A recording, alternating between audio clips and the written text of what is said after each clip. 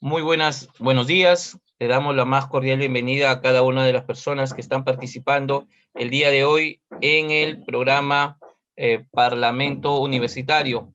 Le damos la más cordial bienvenida a los estudiantes de la Universidad de Chiclayo. El día de hoy tenemos el agrado de poder contar con la presencia como expositor del doctor Jorge Rioja Vallejos. El doctor Jorge Rioja Vallejos, quien es doctor en Derecho y Ciencias Políticas por la Universidad Nacional de Trujillo, doctor en Derecho por la Universidad Alas Peruanas, maestro en Derecho Constitucional por la Universidad Federico Villarreal, abogado por la Universidad Nacional Mayor de San Marcos, fedatario juramentado con especialización en informática por el Colegio de Abogados de Lima. También el doctor Jorge Rioja cuenta con estudios concluidos de maestría en Realidad Nacional, Defensa y Desarrollo del Centro de Altos Estudios Nacionales. Es licenciado en Comunicación por la Universidad San Martín de Porres. También se desempeña como docente en pre- y posgrado en diferentes universidades privadas y nacionales de todo el Perú. Sin más preámbulos, entonces, dejo en el uso de la palabra al doctor Jorge Rioja Vallejos. Adelante, doctor, bienvenido.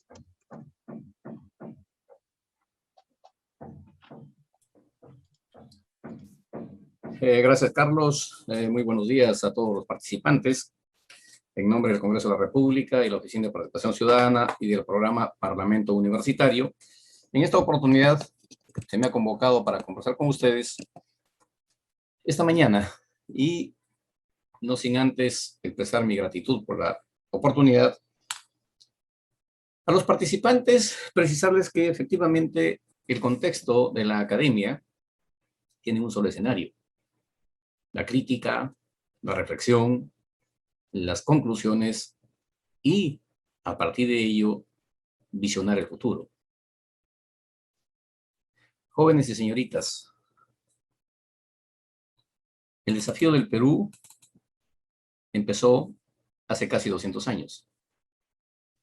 Para poder abordar el tema, materia de la invitación, debemos empezar por ubicarnos en el escenario espacio, esto es, en el contexto geográfico de nuestro país. ¿Y eso qué implica?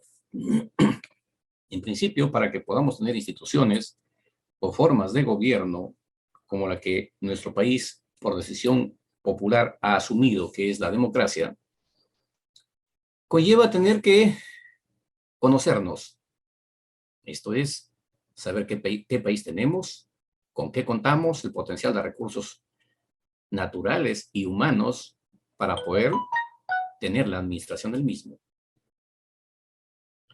Si no conocemos la realidad en la que nos desarrollamos, desde el punto de vista familiar, vecinal, distrital, provincial, departamental, hoy regional y nacional, creo que el desafío es gigante y muy poco podemos sumar. ¿Qué tenemos como escenario de esta mañana? Comentarles a ustedes de que efectivamente nos encontramos en un país como lo conocemos todos, se llama Perú, es nuestra patria de nacimiento, y el Estado como concepto, ¿qué significa? Porque si hablamos de nación, nos vamos a encontrar con que convivimos más de 70 naciones en nuestro país. Y me estoy refiriendo a las etnias, llámese guarunas, shipibos, conibos, campas, los llamados criollos y mestizos, afros. Es decir, esta diversidad étnica que algunos sociólogos pregonan como que es un potencial, y otros políticos que igualmente dicen que es un gran legado que tenemos, como ustedes son testigos de excepción, a la fecha seguimos completamente desintegrados.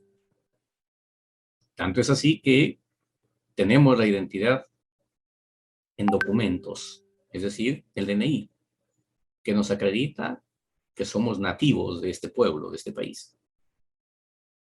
Pero ¿qué tenemos como convicción? Indiferencia al estadio Perú, al país Perú, al Estado Perú.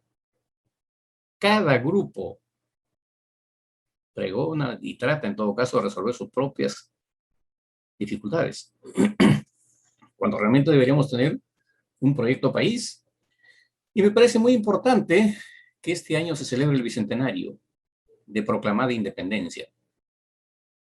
Punto de partida, creo yo, de tener que hacer un proceso involutivo para reconocernos y encontrarnos con nosotros mismos y empezar a construir una visión de futuro del país.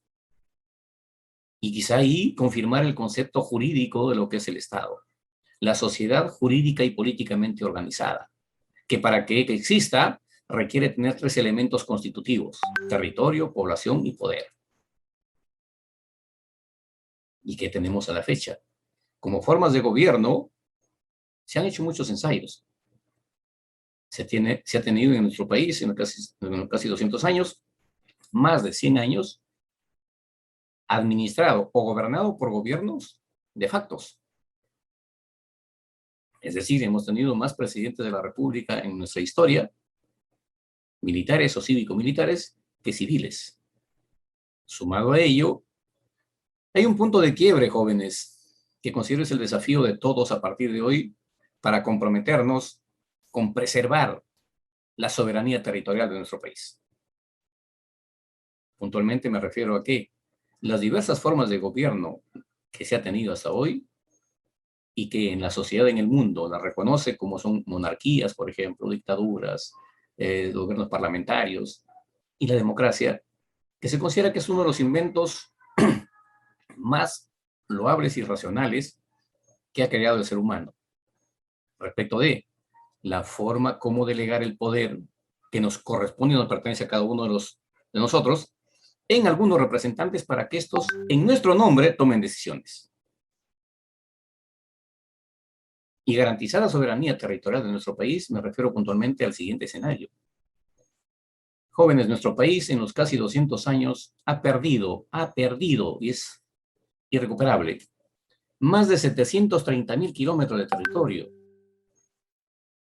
La extensión geográfica que ustedes conocen y el mapa que conocemos no debe disminuir 1 centímetro de territorio. ¿Y eso es producto de qué? Nos enfrentamos a amenazas hoy globales y se denominan amenazas externas. Y también a las amenazas internas, donde hay grupos organizados para no solamente tener que ir contra los intereses del país, privilegiando los intereses de algunos, cuando realmente el fin y la razón de ser de la sociedad debe ser lo que establece la Constitución en su artículo 1. El fin supremo del Estado y la sociedad es la persona humana y su dignidad. ¿Qué hacemos? Fíjense, nuestro país está organizado para protegerse de estas 2 amenazas, las internas y las externas. Respecto a las externas, con las Fuerzas Armadas. Y Fuerzas Armadas que en estos tiempos considero que hacen su mejor esfuerzo para estar, como se dice, a la altura de las circunstancias. Producto del desarrollo tecnológico, mis amigos, ahora se habla de guerra electrónica. Y producto de la realidad de nuestro país, de la sociopolítica, no tenemos ni soldados en los cuarteles de las Fuerzas Armadas. Porque progresivamente se han venido aprobando normas, entre otras, por ejemplo, que el servicio militar sea voluntario. Y ya no hay peruanos que quieran hacer servicio militar. Cuando en otros estados, ni los discapacitados dejan de hacer servicio militar, pensando en proteger la soberanía territorial y pensando en proteger el país que los vio nacer. Estoy seguro que todos los seres humanos tenemos potencial para proteger el país. Solo que falta que nos orienten qué rol debemos cumplir en cada uno de los escenarios que nos desenvolvemos, sin necesidad de estar en otro tipo de tareas. Tenemos entonces, jóvenes, además de proteger a nuestro país, ver el contexto del futuro del futuro de la sociedad en nuestro país. Desde el punto de vista geográfico, se ha determinado que técnicamente nos encontramos en relación al mundo en una posición privilegiada. Desde el punto de vista científico, se dice que en el mundo hay 102 pisos ecológicos, que implica 102 escenarios de desarrollo de vida, siendo el Perú depositario, o en el que se encuentran más de 80 de los 102 en el mundo. Es por ello que una perspectiva geopolítica los Estados Unidos que ha hecho considera y enseña a sus niños desde el kinder de que su obligación de ellos es proteger la especie humana y el escenario de sobrevivencia de esta especie, que es la nuestra, se encuentra en la selva amazónica de Sudamérica. ¿Y qué hacemos nosotros por defender nuestra selva? ¿Qué hemos hecho para defender, o qué han hecho los que nos preceden para defender nuestro territorio? Sumado, por supuesto, a una serie de circunstancias que políticamente creo que la historia debe hacer su propia justicia. Porque la finalidad del gobierno, y aquí quiero, no sé si todos son de derecho igual, a los que no son de derecho también, para que no tengan de manera confusa el concepto de quién es el responsable de hacer o no hacer en nuestro país. Si ustedes ven, inclusive las autoridades dicen, lo que pasa es que el Estado nos ha abandonado. Y amigas y amigos, eso no es así. Quien nos tiene abandonados son los gobiernos de turno por ser poco capaces de hacer gestión pública. No el Estado. ¿Y saben por qué no el Estado? Porque ustedes y yo también somos parte de ese elemento constitutivo del Estado que es la población. Como tal, no se nos pueden hacer los políticos a quienes les hemos delegado nuestra representación, hacernos responsables de que somos los que abandonamos al Estado. Fíjense, en esa teoría errónea, ¿qué significaría? Recordarán ustedes, en todo caso quizá lo puedan ver vía internet, en tiempos pasados, no muy lejanos en nuestro país, en Ilave, incitaron a la población induciendo a que supuestamente el alcalde era corrupto. ¿Saben lo que hizo la población? Al alcalde lo asesinaron a golpes en la plaza de armas de Ilave.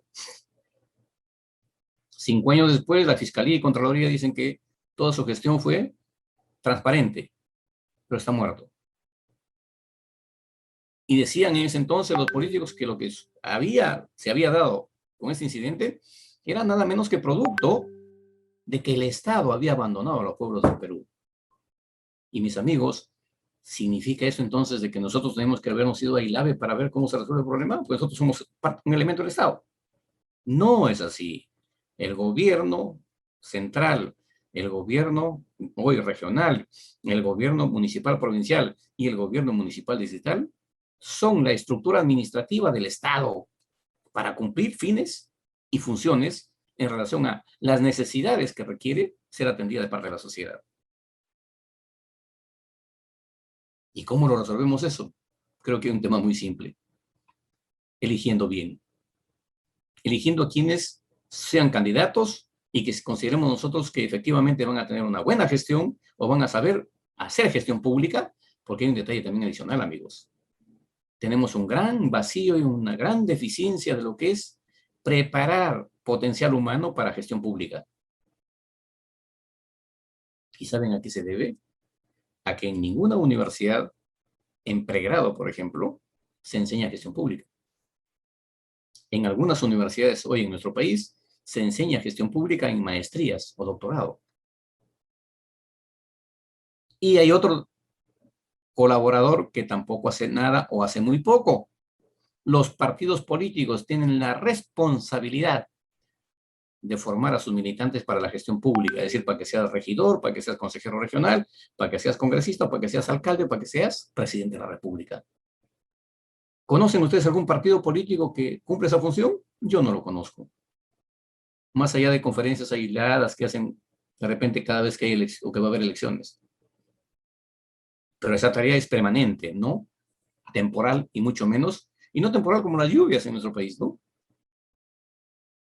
Que vienen de repente una vez al año, 2 veces al año y no vuelven hasta de repente 2 o 3 años otra vez.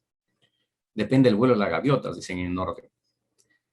Entonces, mis amigos, si nosotros entendemos por qué país tenemos, qué potencial de recursos naturales tenemos, y empezamos a tener una visión geopolítica y de mercado en el mundo, vamos a saber que de repente vamos a poder identificar qué necesitamos para que estos productos nuestros lleguen al mercado del mundo.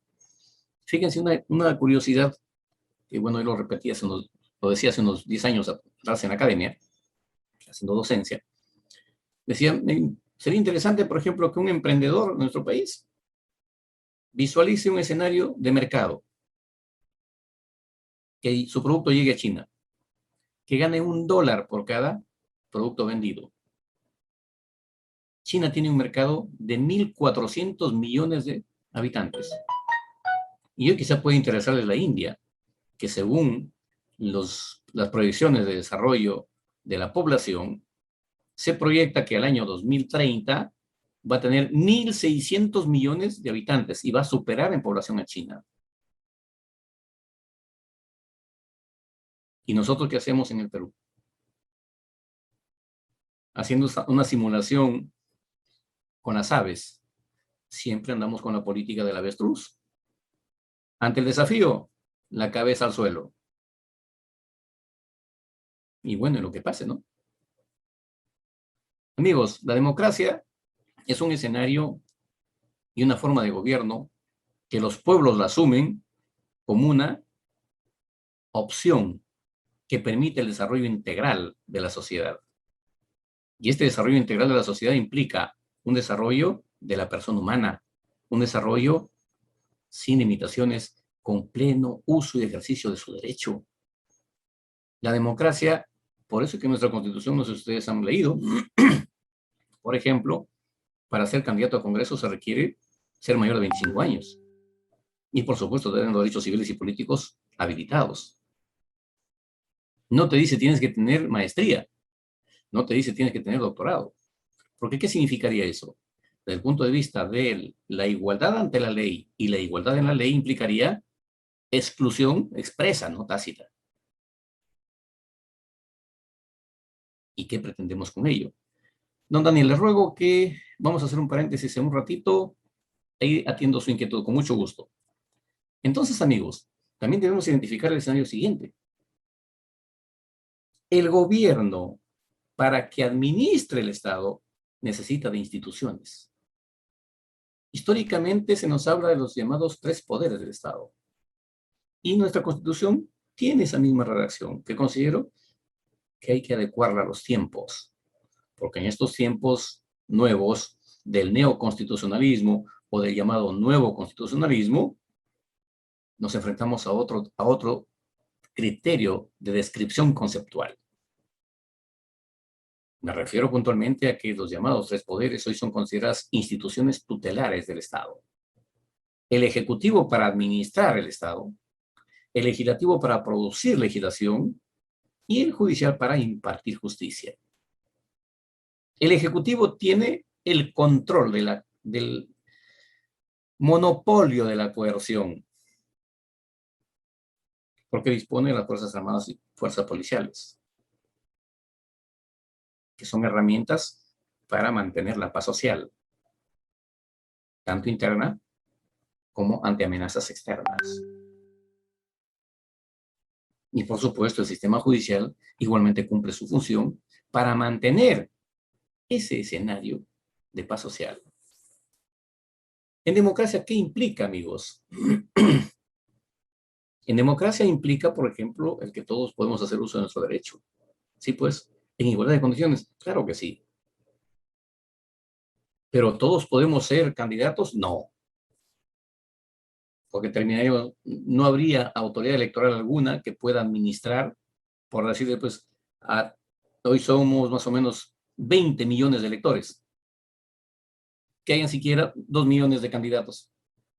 No habría institución electoral que administre tanta candidatura. Entonces, ¿qué ha hecho la democracia para habilitar la forma de participación política de los ciudadanos en nuestro país?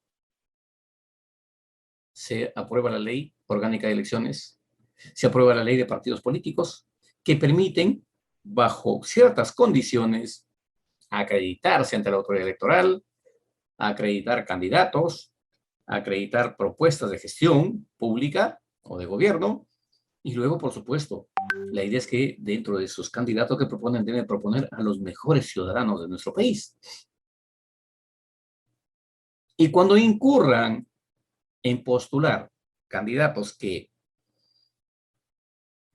no hay, digamos, en todo caso, pues, que tapar o esconder la realidad, candidatos que han cometido errores en la administración pública, por ejemplo, un alcalde que está siendo procesado judicialmente, acusado hasta de corrupción, se postula para legislador y resulta elegido.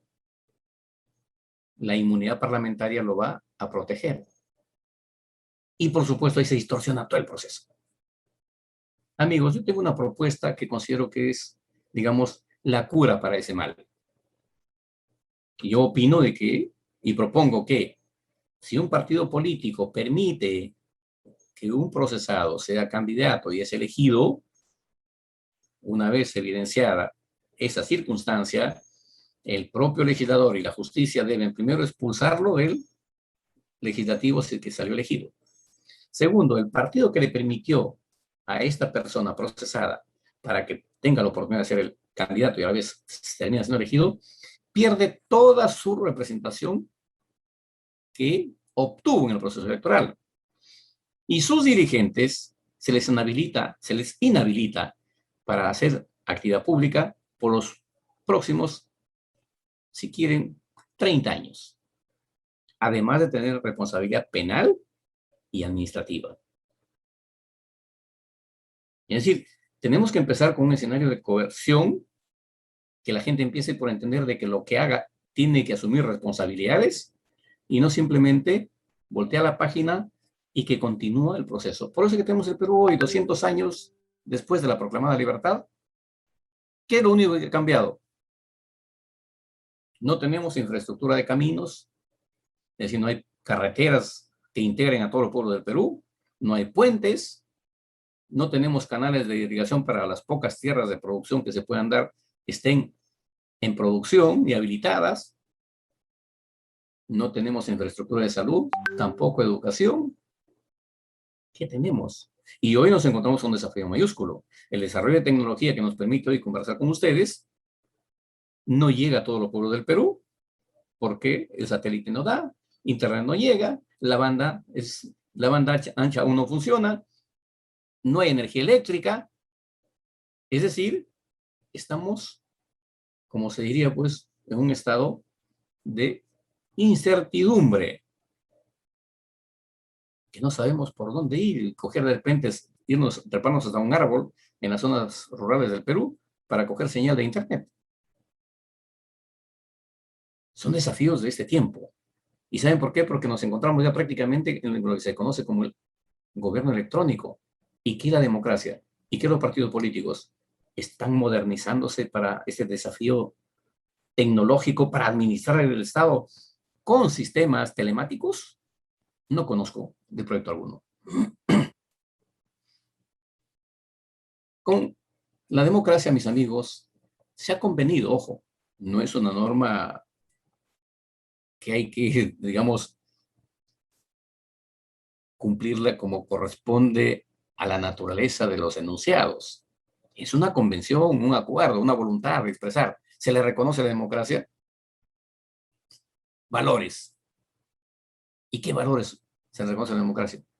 Por ejemplo, además de los valores y principios, a la democracia se le reconoce, por ejemplo, el contexto de que permite el valor de la igualdad. ¿Y por qué la igualdad? Porque en el contexto de la igualdad, mis amigos, en un proceso electoral, nuestro voto solo vale por uno. Y el voto de un iletrado con el voto de un ilustrado, llámese científico si quieren, es igual uno. No porque el científico ha estudiado los últimos 30 años, su voto vale 20 y del iletrado vale 0.5. No, es 1-1. Se expresa completamente la igualdad en el ejercicio del derecho político. En cuanto a la libertad, pues también es un valor de la democracia que nos permite a todos expresarnos con el límite de que no podemos ir a un escenario de restringir el derecho de alguien o mutilar el derecho de alguien. Y el tercer principio, creo yo, que es uno de los más importantes, como es la tolerancia. ¿Y qué implica la tolerancia? El tener que respetarnos mutuamente. Si yo quiero que me respetes, tengo que respetarte. Pero si no te respeto, ¿qué respeto puedo exigir para mí? Y en este contexto, mis amigos, la democracia nos da dos escenarios. El contexto de que quien obtenga más votos y gana un proceso electoral, se reconoce como que la mayoría le ha dado su respaldo, su reconocimiento, la confianza a este grupo. Y la minoría ha perdido porque no ha convencido con sus propuestas. Sin embargo, ¿qué tenemos, amigos? Que quienes pierden las elecciones en nuestro país sufren de un mal endémico. Y ese mal endémico se traduce en lo siguiente. Como yo he perdido las elecciones, yo no soy minoría, yo soy oposición. Y en más de una oportunidad a algunos candidatos les he preguntado, ¿y qué significa ser oposición? ¿A qué te opones? ¿O a qué se oponen? No tienen respuesta. ¿Y saben por qué? Porque sociológicamente el contexto de oposición significa que estás en contra. Y como estás en contra de del que ganó, supuestamente vas a conseguir votos, lo cual es un error. Por el contrario, tienen que hacer un replanteamiento de sus propuestas para conseguir la mayoría en el próximo proceso electoral. Y creo que en eso estará la riqueza de la democracia para poder conseguir la alternancia en la administración de los diferentes estamentos administrativos del Estado. Llámese municipios distritales, provinciales y gobiernos regionales. Que respecto a los gobiernos regionales, por ejemplo, tengo una posición académica que es la siguiente. Este proceso empieza el año 2001. Tenía que ratificarse mediante 3 referéndums, 2005, 2009 y 2013. El referéndum del 2005 fracasó. En mi opinión, considero de que ante esa realidad ha tenido que recalendarizarse el proceso de descentralización. Y si eso no sucedió, los gobiernos regionales que venimos eligiendo no tienen razón de ser. ¿Y saben por qué, mis amigos? Porque los gobiernos regionales todos están montados en los departamentos. ¿Tenemos resultados? Diría que sí, pero penosos. La mayoría de expresidentes o de expresidentes regionales y hoy algunos gobernadores, los expresidentes están presos y los gobernadores procesados. Como los presidentes de la República, los expresidentes de la República. El contexto axiológico social está completamente extinguido de nuestra convivencia. Y tenemos que empezar por recuperar ese escenario. Por supuesto que este contexto no es solamente un asunto de unos cuantos, debe ser compromiso de todos. ¿Y compromiso de todos para qué? ¿Para qué? Para que todos consigamos construir la sociedad de mañana que el Perú necesita ante los desafíos de la globalización de hoy. ¿Y saben por qué, mis amigos? Porque la globalización de hoy no tiene límites. Fíjense ustedes, hasta los años 80 o 90 inclusive, por ejemplo, todo lo que era el tema militar tenía calidad de reservado o secreto. Hoy, con Google, vía satélite, puede inclusive alguien que maneje sistemas ingresar a un cuartel militar y hasta determinar cuántos efectivos están durmiendo, cuántos están en vigilia y hasta cuántos y qué tipo de armamento tienen. Y ante eso, ¿cómo nos defendemos? Probablemente los que estudian derecho decía, doctor, pero fíjese, nosotros tenemos derecho a la intimidad, sí, pues, está en la ley, sí, pues, pero tenemos legislación que, por ejemplo, no permita de que las comunicaciones del chat, del Instagram, o las llamadas redes sociales, no sean usadas por terceros, no. Está prohibido, o cómo se sanciona, por ejemplo, la estafa que se nos hace en vía internet de los sistemas, del sistema financiero. Tampoco lo está. ¿Quién es el responsable? El usuario. Ni el banco ni nadie, el usuario. Porque tú como usuario en el sistema financiero tienes tu clave y tú eres el único que maneja. Si te han clonado, ese es tu problema, pero no del banco. Es decir, siempre pierde el débil. Y ante este contexto, ¿qué debemos hacer? ¿Cómo nos defendemos? Construyendo una cultura de responsabilidad, construyendo una cultura de saber sobre qué tenemos que defender. Y lo que tenemos que defender es nuestro país. ¿Para quién? Para nosotros, para las nuevas generaciones. Es decir, para sus hijos de ustedes o para mis nietos en todo caso, cuando corresponda. Porque es un tema que sí, pues, se hace complejo. ¿Y quién lo asume? Las nuevas generaciones. Por ejemplo, fíjense, la generación de ustedes, ¿qué costos están asumiendo hoy ante la pandemia? Que no hay hospitales implementados como corresponde para atender un escenario de esta crisis. Y nos encontramos en un estado prácticamente de total indefensión. ¿Quién nos defiende ante un virus que se crea en un laboratorio y se esparce en el mundo? Y que se considera, desde mi punto de vista personal, ojo, y académico, en mi opinión es una invasión que ha hecho China al mundo. ¿Naciones Unidas ha hecho algo? Ha dejado que la Organización Mundial de Salud se pronuncie y vea qué hace. Pero no es que acaso por derecho internacional público está prohibido la invasión a otro estado. Fíjense, la invasión no ha sido militar, pero ha sido una invasión producto del desarrollo científico de mala fe para eliminar a nuestros semejantes. Y no solo en el Perú, en el mundo. ¿Y qué respuesta política, qué respuesta técnica tenemos del Perú? Para defender por lo menos a los peruanos. Que estamos dentro del Perú, porque están fuera del Perú, digamos que ya es un escenario impredecible. Tenemos entonces, mis amigos, este criterio de lo que es la democracia como concepto y con lo que vivimos en nuestro país, un escenario que permite una participación de todos en nuestro país. Sin embargo, fíjense, no todos nos encontramos conforme, no todos participamos. Amigos, desde hace 40 años en nuestro país se nos convoca a elecciones sucesivas. No hay un solo proceso electoral en el que hayan participado o hayamos participado todos los electores que estamos habilitados. Históricamente solo participa 2/3 de la población. Por ejemplo, ahora somos 21 millones, iremos a las urnas un promedio de 14 millones. 7 millones no les interesa ni la democracia, ni el país, ni nada, simplemente no votan.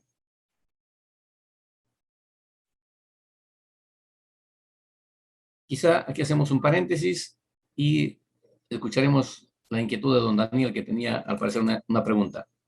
¿Sí? ¿Está don Daniel por ahí o se nos fue resentido? No, doctor, disculpe. Tenemos más bien una pregunta que ha sido ingresada por intermedio del chat. No sé si le podemos dar lectura. Es de Jesús Alberto Torres Olivera. Sí, un segundito. Está Giovanna levantando la mano. Por favor, lo escuchamos. Puede abrir su cámara, Giovanna, ¿sí? Y luego la pregunta. Giovanna.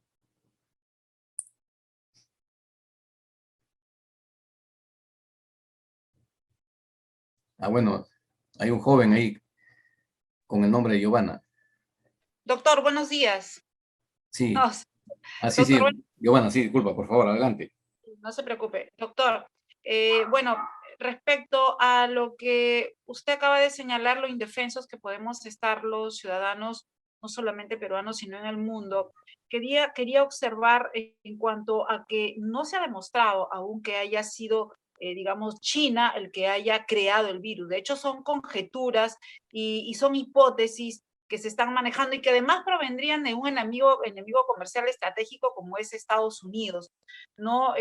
Sin embargo, más allá de eso, lo que demuestra, por ejemplo, este virus, y con esto termino, es cómo la salud prácticamente se convierte en un negocio, ¿no? Donde la Organización Mundial de la Salud, ¿quiénes están sentados, doctor, en la Organización Mundial de la Salud? Son justamente los laboratorios en este, digamos, en la mesa donde toman acuerdos, entre ellos está Pfizer. Entonces, ¿cómo ellos finalmente definen cuál va a ser el futuro sanitario del país, teniendo en cuenta además que nuestro país es uno de los países que menos invierte en salud? Estamos hablando del 2,4%, uno de los países que menos invierte en la región en el tema sanitario. Gracias. Muchas gracias. Sí, el comentario de Giovanna responde efectivamente a una descripción de nuestra realidad, porque a la fecha hay dos potencias en el mundo que se hacen, o se pasan la pelota. China dice que Estados Unidos le dejó en Wuhan el virus para que de ahí aparezca como que ellos son los culpables. Y Estados Unidos dice que China es el creador del virus, producto supuestamente por haber o por consumir murciélagos. Yo conozco nuestro país, en la sierra de Lambayeque y Cajamarca, que soy cerca, yo soy de Chota, o del distrito de Llama, en todo caso en la provincia de Chota. Murciélagos hay en todo lado. Bueno, la diferencia es que no comemos el murciélago como los chinos, ¿no? Pero el tema es que está en debate aún y no se ha definido si efectivamente quién es el responsable. Lo único que tenemos es la pandemia y todo el mundo, el propio China y Estados Unidos inclusive, establecen políticas de protección a sus nacionales para protegerse del contagio. Y sumado al tema de las vacunas, que es otro desafío mayúsculo, ¿cuándo las vacunas en el Perú? A mí particularmente me da escalofríos pensar cuándo nos tocará vacunarnos. Porque imagínense ustedes, en casi un año ya, o en medio año, se ha vacunado a 1 millón. Somos 32 millones o 33 millones de peruanos. ¿Nos vacunaremos en 15 años más o menos? ¿Habrá la población sobreviviente hasta ese entonces? ¿O tenemos que empezar con los remedios de la abuela a proteger nuestra existencia? ¿O no tenemos de otra? Porque como política pública del gobierno en cuanto a prevención de contagios, en este momento en nuestro país, discúlpenme con toda sinceridad, pero estamos en cero. A ver, don Jorge Chafló, que debe ser, y luego don Manuel.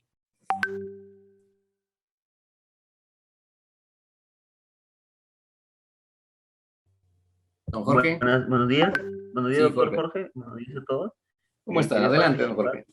Quería participar en la intervención de la compañera Giovanni, que hizo una afirmación, ¿no? ¿Cómo se puede afirmar algo sin estar seguro? O sea, lo digo en buen sentido de la palabra, no es por decir, no, sin mala onda, ¿no? Ya, pues según la Organización Mundial de la Salud y declaraciones de personajes líderes en la Organización Mundial de la Salud y en el gobierno chino, se dice que el COVID se dio por experimentar una mutación del virus. En primer lugar, yo digo, ¿para qué un país quiere mutar un virus que ya ha causado muertes? Y en segundo lugar, que muchos decían que es que porque comían murciélagos, entre otras cosas. Esas son, digamos, afirmaciones, pero de que el virus salió de China, sí. Con decir que ahora todos los pobladores de Wuhan, donde salió el virus, en China, ya están vacunados y incluso ya toda esa ciudad está normal. Y incluso hubo un doctor que quiso avisar a los demás países, ¿no? Que el virus iba a salir porque se había descontrolado y no el mismo gobierno de China no se lo permitió porque no sé si pensaba que lo iba a poder controlar o no sé qué estaría pensando, ¿no? Incluso lo sancionaron a ese doctor, ¿no? Y por culpa de esa negligencia es por eso que se empezaron a contagiar en los demás países y las demás ciudades y bueno, después de todo tuvimos terribles pérdidas, no solo en nuestro país, sino en los demás países. más que un tema comercial, creo que fue un tema de negligencia del mismo país chino, ¿no? Y decir que solo son conjeturas creo que no es saludable porque sí, el virus sí salió de China. Y como usted dice, ¿no, doctor Jorge? Es un debate que tiene bastantes discusiones y posiciones, pero de que el virus sí salió de China, sí salió de China. Y que pudo controlarse y evitar muertes también. Muchas gracias. Gracias por su comentario. Efectivamente, es un tema que aún no se ha determinado siquiera el origen o la fuente de dónde empezó. Lo que cuenta es que en pro de nuestra propia existencia tenemos que simplemente seguir cuidándonos hasta encontrar el antídoto, que no, si nos contagiamos, por lo menos no llegar al cementerio, sino continuar con la parte de vida que nos corresponda a cada uno de nosotros. Sí, don Manuel.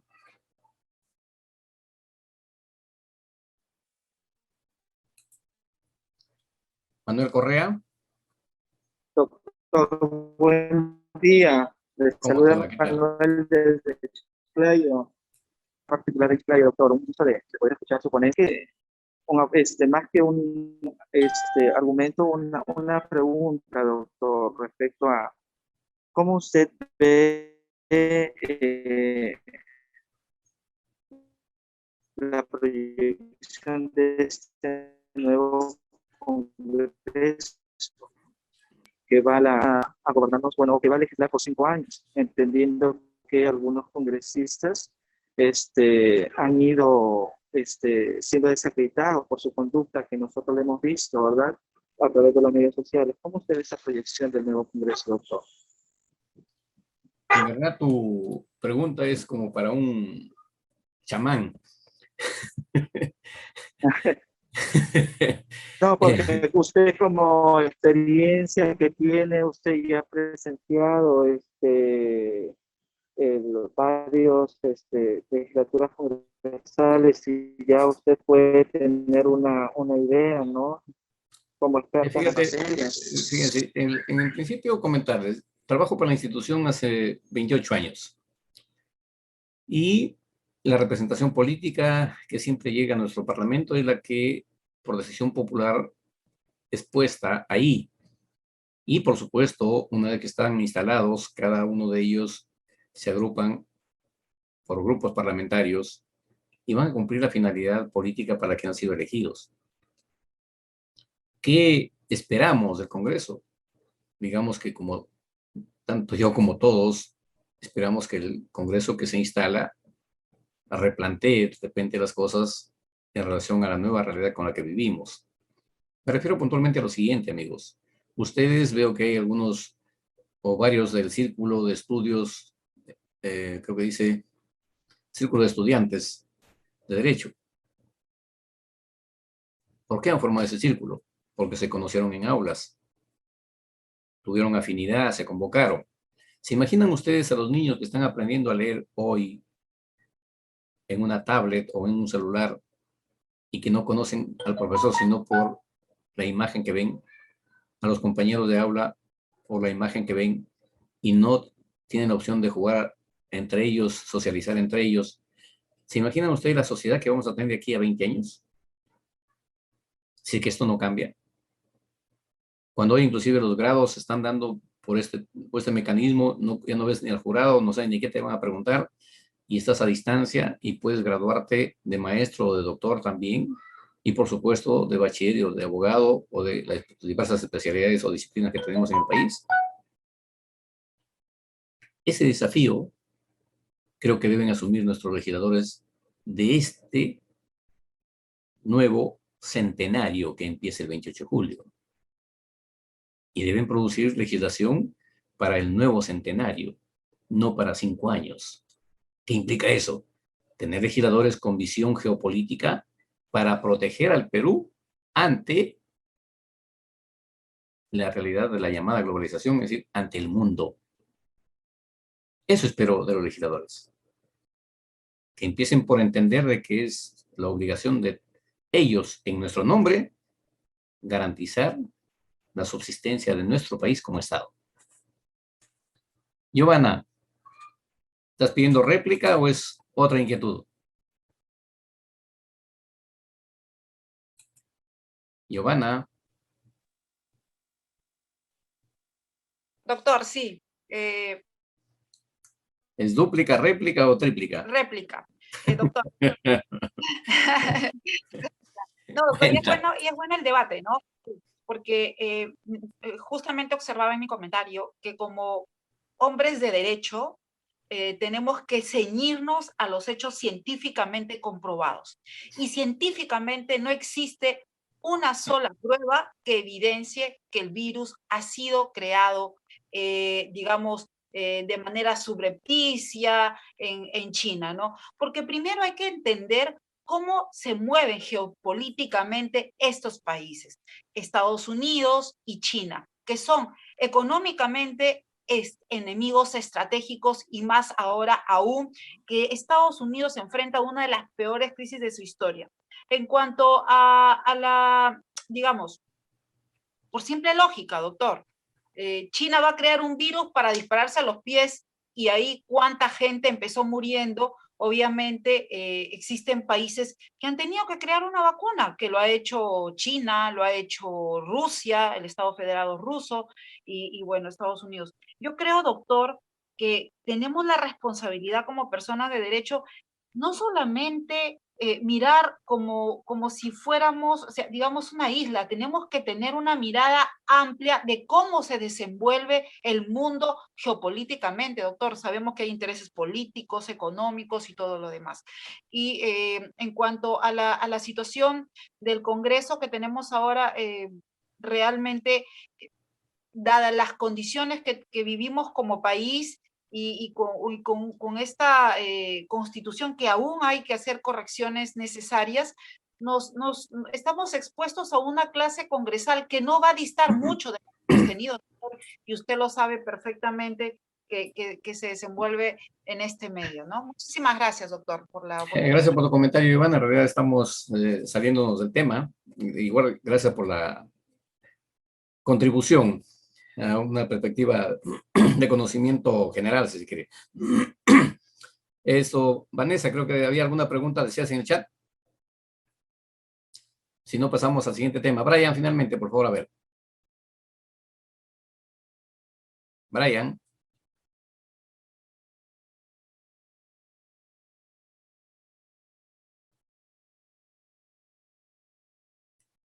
Levantaba la mano Brian.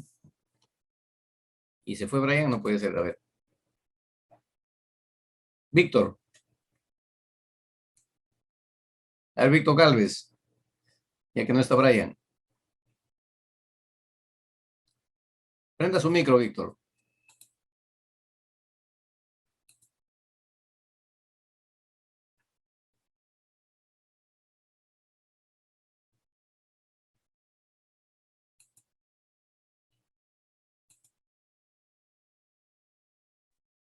Eh, Buenos días, doctor. Buenos días, compañeros.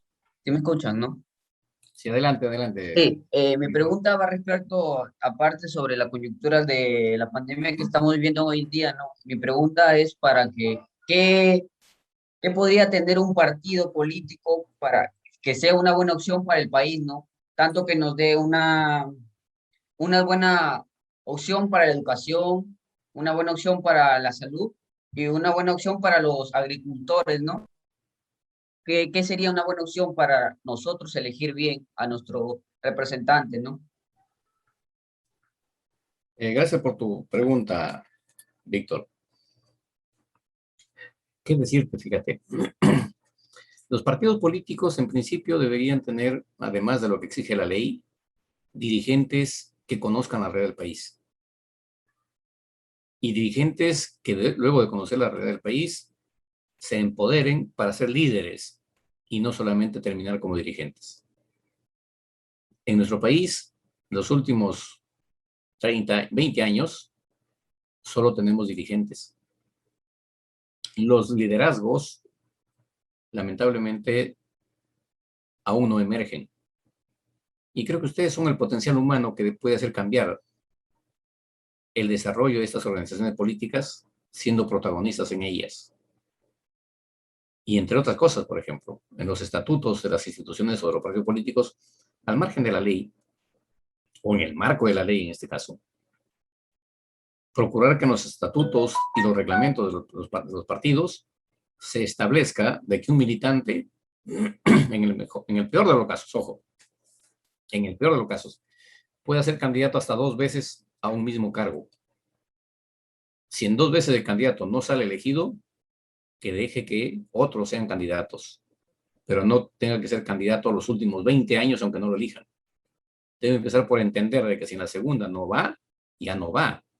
Porque un partido político no es de una persona, es de un grupo de militantes que también necesitan y están participando por tener su oportunidad de servir a la comunidad. Ojo, de servir a la comunidad, no de tener lo que tenemos en la mayoría de casos de hoy como una opción, un partido político, no para servir a la comunidad, sino como una opción de conseguir empleo.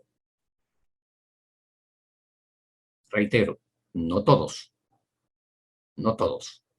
pero es una pena tener que advertir que eso pasa en nuestro país. Las organizaciones políticas se hacen para cada coyuntura electoral. Ustedes han visto, por ejemplo, en este último proceso, 20 candidatos presidenciales. Se han polarizado toditos los votos. ¿Y cuántos votos, digamos, dan en porcentaje?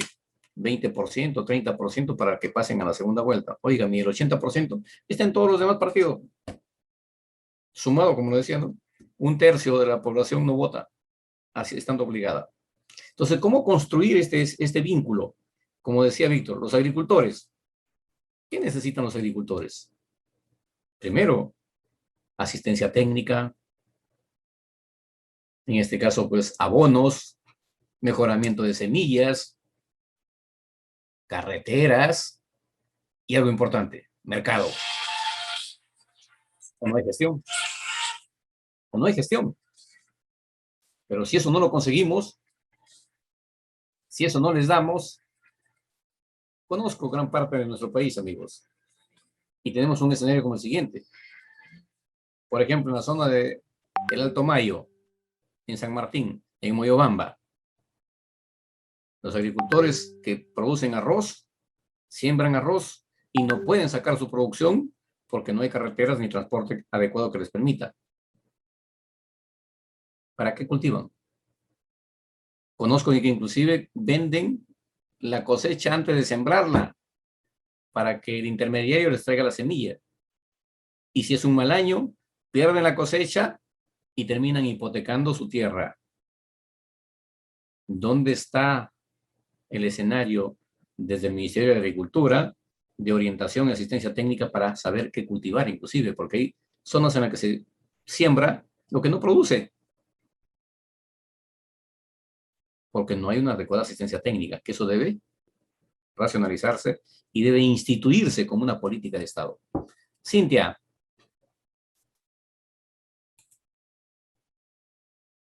Cintia.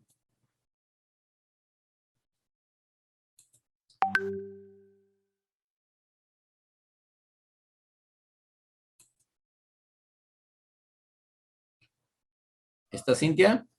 Sí, ¿qué tal? Buenos días. Un saludo, Cintia Galán.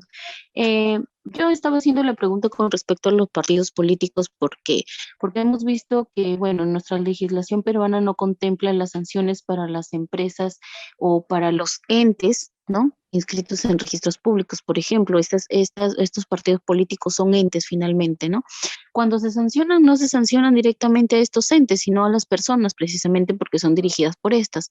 Entonces, ¿cuál debería o cree usted que debería existir una sanción sobre la continuidad de estos entes propiamente dichos, ya para que todos lo entendamos, no solamente de partidos políticos, sino por la mención que le hago de que la legislación peruana no contempla sanción a las empresas o a estas instituciones como organizaciones, ¿no? Debería de existir, por ejemplo, una sanción sobre la continuidad de estos entes para que siendo que no se determine que han cumplido primero con su misión y visión, que todos estos tienen esto desde el inicio, ¿no? Debería de haber una sanción para estos partidos políticos, es decir, no cumple con sus políticas dirigenciales, entonces debería de haber una sanción, creo yo, tanto en partidos políticos como a nivel empresa, ¿no? Como le menciono. En realidad, la legislación que se les aplica a los partidos políticos es bajo el régimen del Código Penal. Creo que en normas de lo que es el registro de organizaciones, el ROP, dentro del jurado, también hay normas, pero en el mejor de los casos creo que son excluyéndolo del registro. Pero a quienes dirigen o organizan los partidos no se conoce, por ejemplo, sanción personal, porque son los que manejan las organizaciones con una determinada finalidad. Entonces, sí, efectivamente, creo que debería promoverse legislación que sancione a quienes promueven una organización y decepcionan a quienes confían en ellos, ¿no?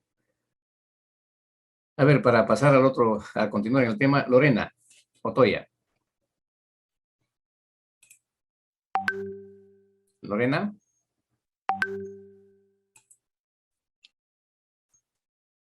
Tu micro, Lorena, por favor. ¿Ahora sí? Ahora sí, ya lo activé. Gracias. Buenos días, doctor Jorge. Buenos días, público general. Bueno, también mencionó sobre la democracia. Mi pregunta es, ¿cuál es el estado actual de la democracia? Ya que vemos en la televisión sobre la debilidad. Esa es mi pregunta, doctor. ¿Cuál es el estado actual? ¿Sobre qué decías, disculpa? Sobre la democracia. Sí, pero ¿habías visto en televisión qué decías? Ya, que en la televisión respecto a eso de los partidos, que está en juego la democracia en nuestro país, ¿no? Por eso. Bueno, es un tema desde un punto de vista sociológico, el contexto de las apreciaciones teóricas que hacen al respecto de a que si se vota por uno u otro candidato, se pondría en juego la opción de la democracia, que implica, por supuesto, el contexto de que se nos pueda en el futuro, producto de las elecciones que se den el próximo 7 de junio, limitar el ejercicio político de nuestros derechos en libertad. ¿Y eso qué implica, por ejemplo? Que se constituya en un gobierno de facto o que se constituya en un gobierno limitante de derechos y, por supuesto, también, entre otros derechos, a la propiedad, el derecho a salir del país. O sea, hay una serie de limitantes que, por supuesto, cada uno de ustedes tendrá que tomar la decisión que corresponda, puesto de que no soy yo la persona, en este caso, indicada para decirles qué o qué no debe hacerse en este próximo proceso electoral. Pero sí, efectivamente, la democracia, reitero, es una de las formas de gobierno inventadas por el ser humano en la que se permite actuar con libertad, con igualdad y con tolerancia. Bien, vamos a continuar con la propuesta académica que nos han encargado y, por supuesto, aquí nos encontramos con la necesidad, en el contexto de la tarea, hablar de la institución Congreso de la República. Amigos, en toda constitución, o toda constitución en todo caso, está hecha bajo dos columnas principales. Una que es la parte dogmática y la otra la parte orgánica. En la parte dogmática se nos reconoce todos los derechos fundamentales de las personas y, por supuesto, en nuestra Constitución están establecidos en el artículo 1, artículo 2, artículo 3 y la cuarta disposición complementaria final respecto de garantizar la protección de los derechos fundamentales de la persona. No obstante ello, también tenemos el artículo 200 que reconoce las garantías constitucionales como mecanismos de protección a estos derechos fundamentales. En la parte orgánica tenemos a las instituciones ejecutivo, legislativo y judicial. Hoy, dentro de esta charla, vamos a hablarles de manera expresa sobre lo que es el Congreso de la República. En primer lugar, para que exista, se requiere que el constituyente originario, cuando hizo la Constitución, haya tenido que dejar reconocida la existencia de la institución. En este caso, el constituyente en la Constitución del 93 lo reconoce en el artículo 90. El mismo que ha sido haya reformado un par de veces. En la primera vez, para aumentar los congresistas de 120 a 130, y la última vez para disponer de que quienes ejercen el mandato legislativo por 5 años no pueden ser candidatos a una reelección inmediata. En ese contexto, mis amigos, son convocadas las elecciones generales mediante un decreto supremo, que lo firma el presidente de la República, con una antelación que la propia ley establece. ¿A efectos de qué? Dentro de los partidos políticos hagan elecciones internas en este mismo escenario de la democracia y quienes obtengan mayor cantidad de votos preferenciales puedan ser ubicados en las listas de candidatos a Congreso. Por ejemplo, en el caso de Lambayeque, No sé cuántos partidos políticos han participado en el proceso, pero todos han tenido que ir a procesos electorales internos, que ojo, no todos van en el escenario de un militante, un voto. También van por delegados y otras formas de acreditar candidatos se han establecido en la norma. Lo óptimo sería que sea un militante, un voto. Y es más, abrir inclusive la comunidad para que si algún candidato o un precandidato tiene, digamos, pues vínculos con instituciones que no son de afiliados, también puedan participar, privilegiando en todo caso que tenga un espacio dentro del partido. Pero claro, ahí viene el tema del celo interno. Dicen, no, pues te va a traer la portátil y no va a ganar, va a ser el primero en la lista. El contexto es que dentro de sus reglamentos tienen que establecer cómo va a funcionar la llamada democracia interna. Inscritos los candidatos por cada partido político en el jurado electoral especial, van a venir las elecciones y viene el escenario siguiente. ¿Cuántos candidatos acredito? Eso lo determina el Jurado Nacional de Elecciones, ¿producto de qué? De la información que le da la RENIEC. ¿Cuántos electores están acreditados para el proceso electoral en cada uno de los departamentos? Que una vez convocadas las elecciones se acreditan como, en este caso, distritos electorales. Para cada distrito electoral se reconoce o se acredita un jurado electoral especial. El jurado electoral especial es el que va a tomar la decisión en cuanto a comunicar cuál fue el resultado expresado en las ánforas. Esto, por supuesto, después de la verificación y el conteo de los votos. Entonces, imaginemos que en Lambayeque se han presentado 10 partidos políticos. Los 6 escaños se van a hacer de manera proporcional. En tanto, el Jurado Nacional de Elecciones, producto de la evaluación de los electores en Lambayeque y en el Perú, determinó que a Lambayeque le toca 6. Entonces, en Lambayeque, de los 10 partidos políticos que participaron, quizá al primero, al que tiene mayor votación, le correspondan 2 o 3. Y progresivamente se van distribuyendo. Es decir, por ejemplo, entre los 3 o 4 primeros partidos que tuvieron más votación, se distribuyen los 6 escaños. Oye, los otros 6 que participaron, sí, pues, pero no les alcanzó, como decimos en el punto de vista académico, ni para el T. Así que se quedan sin representante. ¿Y participan en la campaña? Sí, claro que sí. Estamos, pero ojo, esa es la llamada democracia representativa. Se dice que lo óptimo debe ser la democracia participativa, en la que efectivamente tengamos mayor apertura y acceso a, inclusive, hacer el control de la gestión pública. ¿Y para qué existe la institución Congreso? La institución Congreso, por mandato de la Constitución, tenemos el escenario siguiente.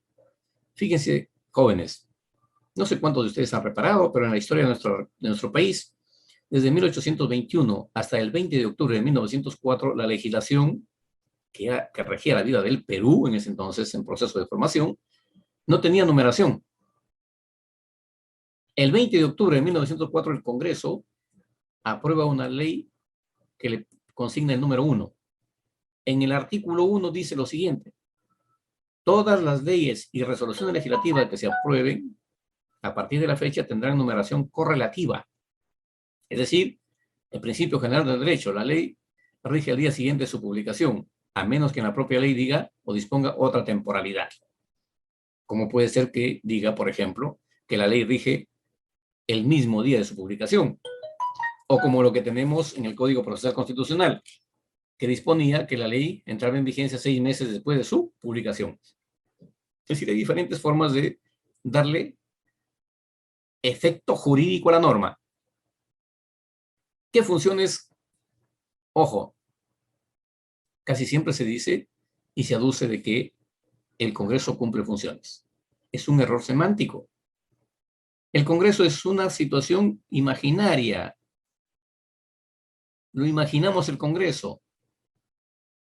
¿Por qué? Porque es una concepción estrictamente cognoscitiva. Conocemos que existe el Congreso. Fíjense, jóvenes, tuve la oportunidad de estar en Arequipa y hice una pregunta abierta, como la siguiente. Tenía como 200 participantes en un auditorio de la Universidad de las Peruanas. Y por supuesto había gente de todas las universidades públicas y privadas, en un evento regional. Dije, levanten la mano los que conocen al Congreso. 4 o 6 personas mayores que yo inclusive levantaron la mano. Digo, señor, ¿puedo pedirle un favor? Cuando usted vaya a Lima o dígame dónde puedo encontrar al Congreso, me gustaría tomar un café con él. Me quedaron mirando y me dicen, doctor, sí le digo, porque el Congreso, mis amigos, es una idea, una imagen que se nos ha vendido como que el local donde funciona el Congreso, que podía funcionar en cualquier otro lado. En Lambayeque, en Piura, en Loreto, en Puno, en Madre de Dios, podía sesionar el Congreso. Porque una cosa es el Congreso institución, que lo imaginamos nosotros como el edificio donde funciona, que si no habrían legisladores no funciona. ¿Qué les parece? Pero sigue el edificio ahí, sí pues. Entonces, mis amigos, quien cumple funciones en la institución es el congresista, no el Congreso. Y como tal, el congresista es nuestro representante. Y lo hemos elegido para legislar, fiscalizar y representarnos. Y también para que cumpla funciones especiales, que por mandato de la Constitución se le encarga. Legislar puede reformar la Constitución por mandato del artículo 206, que dice que puede hacerlo bajo 2 procedimientos. Si se aprueba por mayoría absoluta de votos, entiéndase, aquí viene el tema quórum, por la mitad más 1 del número legal de 130, con 66 votos, debe ir a ser ratificadamente referendo. Pero en el mismo 206 dice que si se aprueba por un número superior a los 2/3 de la representación nacional, será suficiente que sea ratificada dicha decisión en 2 legislaturas ordinarias sucesivas. ¿Y eso qué nos significa? Que el constituido, con ese mandato que tiene en el 206, que no es otra cosa que la facultad del poder constituyente derivado para que el constituido pueda modificar y hacer lo que se denomina o se llama las reformas de la Constitución. Si no habría ese mandato, el Congreso de la República, en su condición de constituido, no podría hacer ninguna reforma. Y por supuesto, claro que tenemos un escenario, digamos, complejo. Esa facultad constituyente derivada, en nuestro Congreso, en 28 años que tiene la Constitución, ya tiene 50 reformas. Lo curioso es que miramos casi siempre como emblema o como modelo a Estados Unidos, como modelo de sistema de gobierno, como modelo de libertad y de democracia. Estados Unidos, mis amigos, tiene una única constitución, más de 300 años, tiene 7 artículos y en 300 años tiene 27 enmiendas, lo que sería para nuestro país reformas. Nuestro país tenemos 28 años y ya tenemos más de 50 reformas. ¿Qué estará pasando en nuestras cabezas? ¿Qué le pasa a nuestro país? En fin, decíamos entonces que el contexto de la representación parlamentaria proviene de cada uno de los departamentos en relación a la población que tiene habilitada para el proceso electoral que se convoca. Por ejemplo, fíjense, el Congreso que tenemos hoy es un Congreso que ha venido a completar el mandato del Congreso disuelto. Y por supuesto representan al contexto regional, representan al escenario del partido a través del cual han sido elegidos, o el grupo político por el cual están identificados. Y también representan a intereses económicos. Porque ellos vienen a representar a la comunidad que les dio esa responsabilidad, que les dio esa credencial. Y esta población electoral va a determinar, por ejemplo, fíjense, Madre de Dios, ¿cuántos congresistas tiene? Uno. ¿Por qué? Porque su población electoral son más o menos 200,000 electores. Y si ahora somos 21 millones, imagínense ustedes, ¿qué tenemos como realidad? La realidad es que, por ejemplo, Tacna y Tumbes acreditan a 2. ¿Por qué? Porque tienen casi 500,000 electores.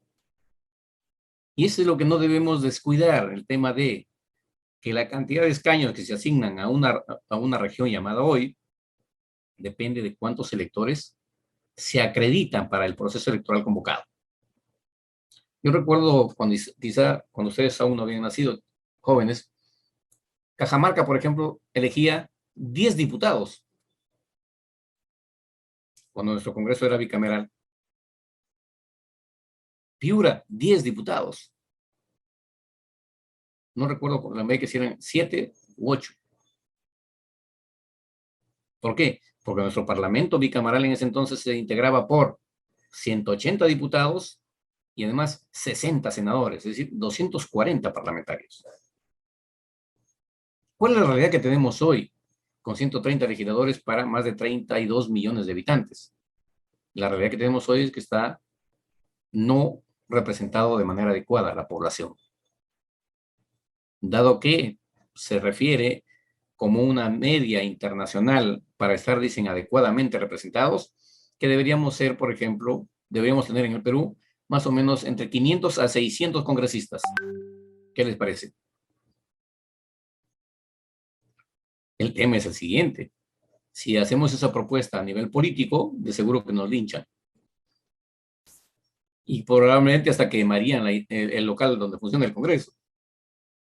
Pero tenemos que empezar a internalizar el contexto de la realidad con la que se debe convivir en sociedad, en una sociedad política, en democracia, en respeto a los derechos mutuos. Me he permitido sugerir lo siguiente, y lo reitero en estos últimos tiempos. Armemos un parlamento, o 3 parlamentos en el Perú. 130 norte, 130 centro y 130 sur. Que trabajen del 1 de enero hasta el 15 de junio. Del 16 de junio al 30 de septiembre se reúnen los 390 en Lima. Escuchan el mensaje del presidente de la República, aprueban el presupuesto y regresan otra vez a sus regiones. ¿A fin de qué? Internalizar los problemas de cada región para poder expresarlos en el Congreso. Amigos, ¿por qué encontrar un divorcio penoso? No todos conocen los problemas del departamento al que representan. Ojo, del departamento al que representan. Pero claro, se toman decisiones políticas porque la ley se aprueba para el Perú, no para mi departamento o el pueblo al que yo represento. Entonces viene una responsabilidad mayúscula del legislador. Y claro, reitero, es una reflexión académica. Los políticos en su momento quizá tomarán la decisión que corresponda y los electores nos vamos a adherir o rechazar las propuestas que ellos hagan. Como tal, esta representación política responde y representa desde mi paisano, el campesino, hasta los residentes de las zonas urbanas, hasta los expertos, hasta los científicos. Que no votaron por ganar, no, pues tú no has votado, pero ese es tu problema. El que fue elegido, ese nos representa a todos. Y hay un tema adicional, nos representa por 5 años, las 24 horas del día de los 5 años, porque por mandato de la Constitución su cargo, una vez que es elegido, es irrenunciable. Es ahí donde viene el problema de que tenemos que saber elegir a qué candidato delegamos nuestro poder para que en nuestra representación tome decisiones dentro de lo que es el colegiado del Congreso de la República.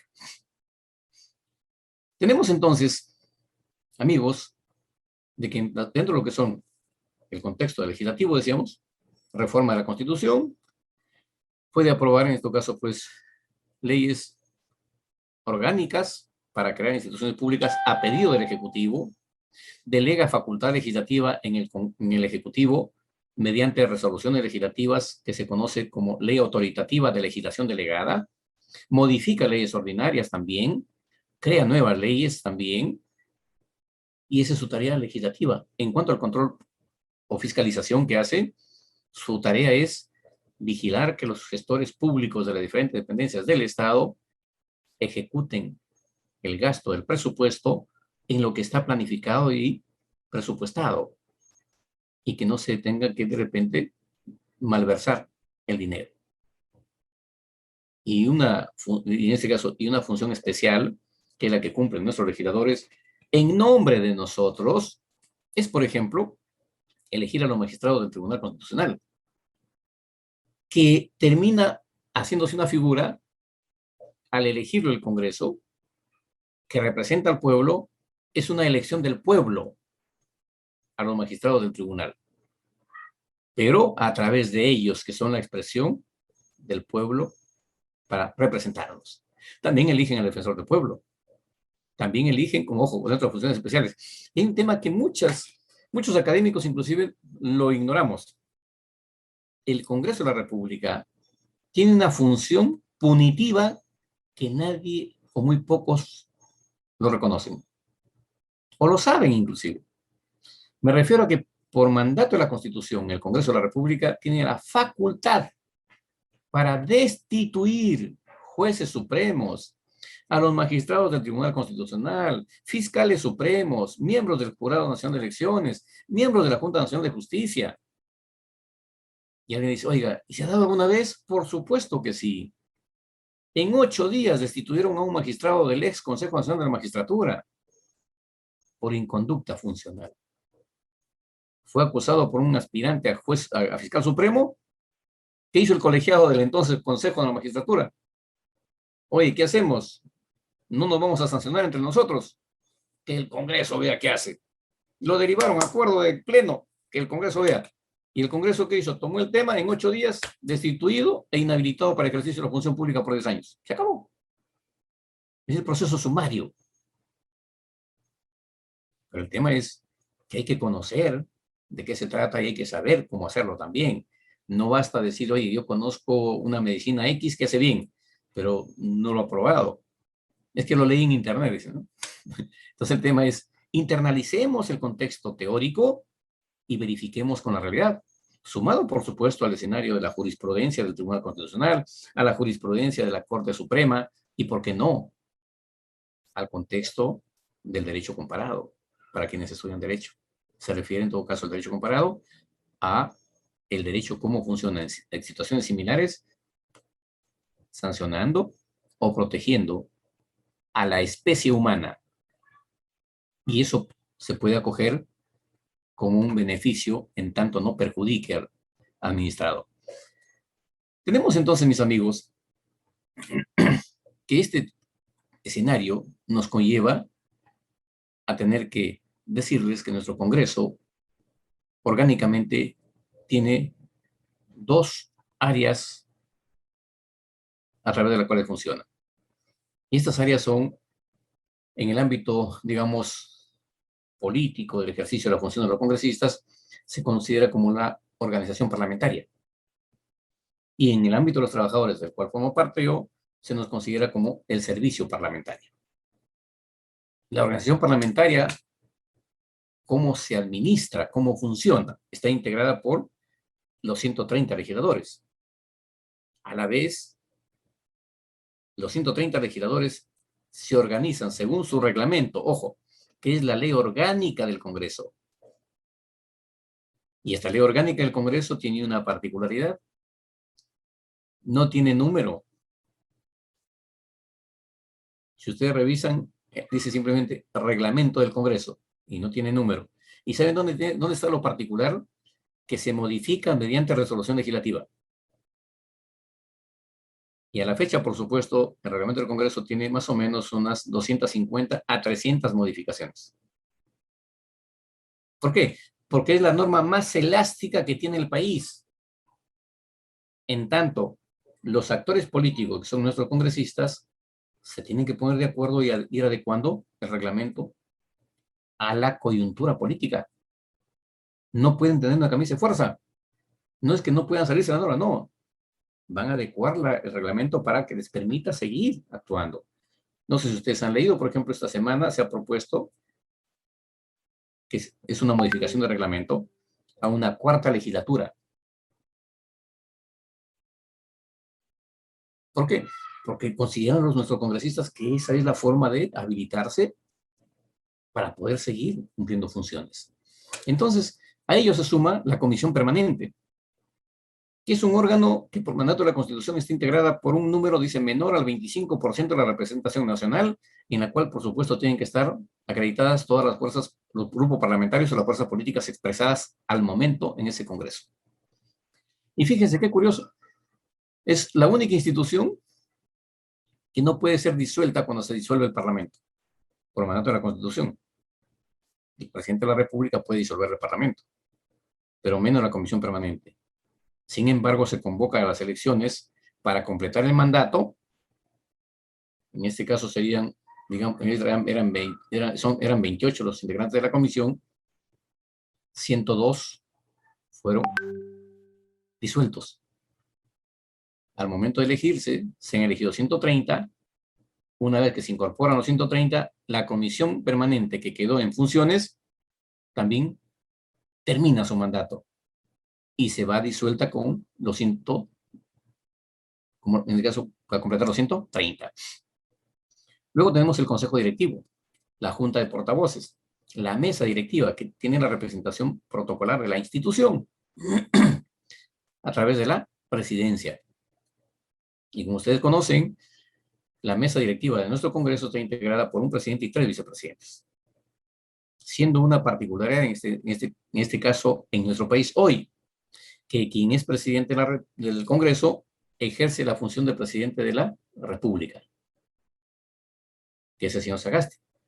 Como tal, la primera vicepresidenta ejerce como interina también la presidencia del Congreso. Pero además de eso, tenemos que en nuestro Parlamento, para cumplir con sus funciones, trabajan 24 comisiones ordinarias. Estas 24 comisiones ordinarias tienen la responsabilidad de analizar técnica y legalmente los proyectos o iniciativas de ley que llegan por el ámbito de la materia a su competencia de comisión. El personal técnico dentro de la comisión hace una propuesta de dictamen que se llama predictamen. Aprobado por los congresistas integrantes de la comisión, se convierte en dictamen. Este dictamen pasa a ser, en todo caso, la materia prima o el material de trabajo que va a ser discutido en el Pleno del Congreso. Con ello, ¿qué tenemos respecto a lo que es el Congreso? Decíamos que los grupos parlamentarios en nuestro Parlamento de hoy tenemos que el reglamento dice que cada grupo parlamentario debe estar integrado al menos por 5 legisladores, o mínimo por 5 legisladores. ¿Y eso qué significa? De que si somos 4, no formamos grupo parlamentario.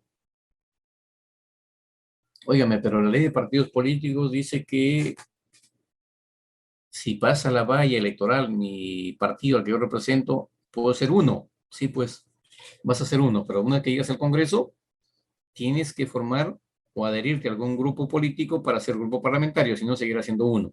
Y si sigo siendo 1 a los 5 años, sí, vas a seguir siendo 1. Para esa realidad, el reglamento del Congreso dice que serás un grupo especial.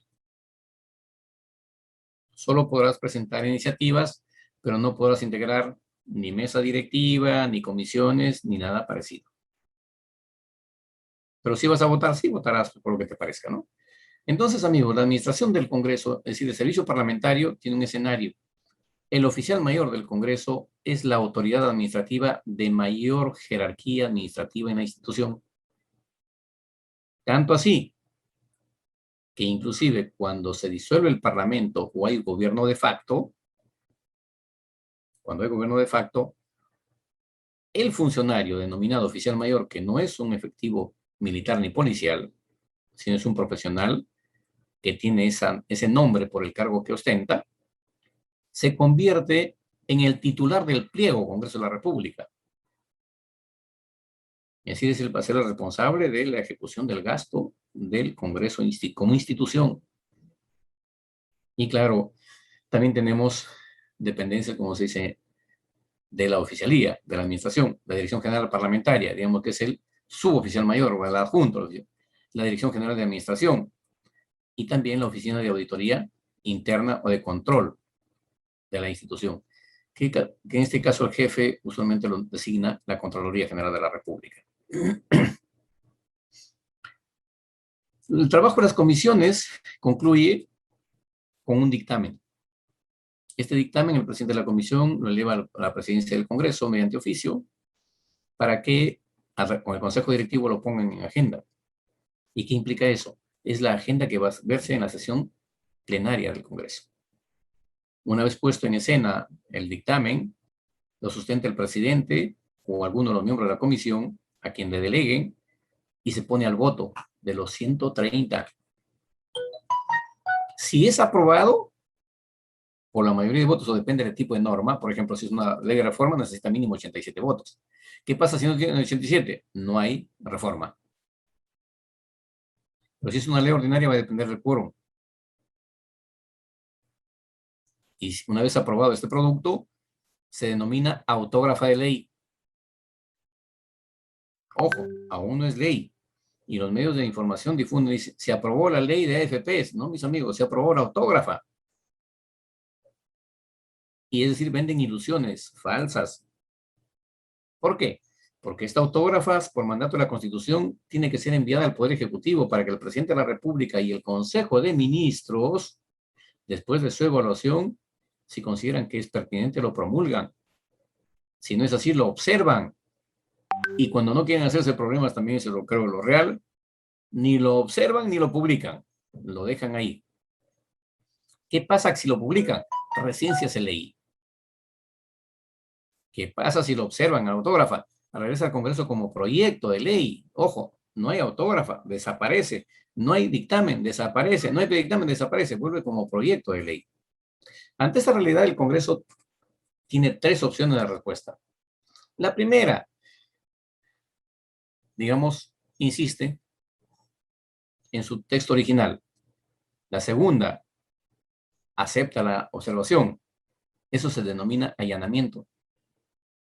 Y cuando no lo promulgan ni lo observan, el presidente del Congreso queda facultado para su promulgación.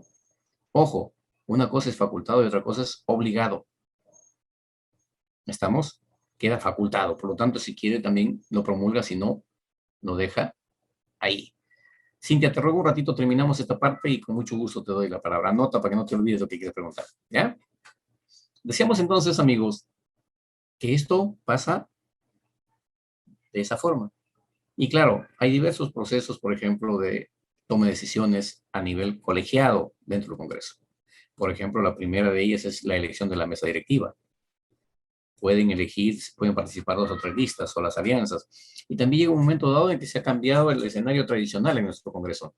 Casi siempre la presidencia estaba en tu caso, en algún representante vinculado al Ejecutivo.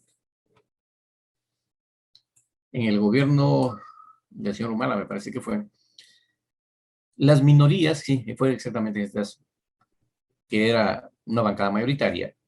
En ese entonces, por ejemplo, las minorías tomaron la administración del Congreso. Es decir, las minorías se agruparon y le ganaron a la representación política del gobierno de turno. Oiga, ¿pero qué pasó? Simple. La mayoría de la bancada del grupo, en este caso del gobierno de turno, empezó a dejar de apoyar al gobierno de turno, empezaron a renunciar. Entonces terminaron en una minoría. Y las minorías que estaban hace 4 años, el último año tomaron la representación del Congreso, en la que fue elegido el señor Luis Eberico como presidente del Congreso. Es decir, ¿también se dan eso? Sí se dan en nuestro país. Entonces, mis amigos, aquí debemos precisar respecto a lo que les comentaba en el contexto de lo que es el proyecto de ley. Por mandato de la Constitución, en su artículo 31, se reconoce nuestro derecho político y también la iniciativa de presentar propuestas legislativas. ¿Y eso qué significa? De que nosotros como ciudadanos podemos presentar, claro que sí. Pero para poder ejercer ese derecho que nos reconoce la Constitución, tenemos que contar con una norma habilitante para ese derecho. Y esa norma es la Ley 26.300, llamada de Control y Participación Ciudadana. en la que nos va a decir qué requisitos tenemos que cumplir para hacer el ejercicio de ese derecho político respecto de presentar proyectos de ordenanza municipal, proyectos de ordenanza municipal, distrital y provincial, proyectos de ordenanza regional, proyectos de ley, incluyendo proyectos de reforma constitucional. Es decir, amigos, pasamos por todo un escenario normativo que nos habilite ese derecho. Una vez, en principio, el proyecto empieza con la creación teórica respecto a que hemos identificado un problema y que consideramos que mediante una ley se puede resolver. Una vez que tenemos la concepción de la iniciativa, hay que justificarlo de manera social, política y económica. Y esta iniciativa, una vez que está concretada, se puede presentar por mesa de partes del Congreso. Pero si es iniciativa ciudadana, hay que llevarlo a que el Jurado Nacional de Elecciones con la RENIEC y la OMPE acrediten las firmas que nos requieren para que sea iniciativa. Y después de eso, el Jurado Nacional de Elecciones, mediante oficio, lo envía al Congreso de la República para su trámite ordinario. ¿Por qué? ¿Qué nos dice el artículo 107 de la Constitución? Fíjense, dice, el presidente de la República y los congresistas tienen iniciativa de ley. Y la pregunta es, ¿y por qué el presidente de la República no presenta iniciativa de ley? Porque ese artículo todavía no tiene desarrollo legislativo. Y porque además, por el mandato del artículo 128 de la Constitución, tenemos la limitante siguiente, que el presidente de la República no puede, como dice, dispararse por su cuenta. Necesita el aval del Consejo de Ministros, y si no tiene el apoyo del Consejo de Ministros, no hay proyecto que valga. ¿Y saben por qué? Porque el presidente de la República, una vez que presta juramento, tiene la condición de que no se le puede acusar de nada. Inimputable se llama eso.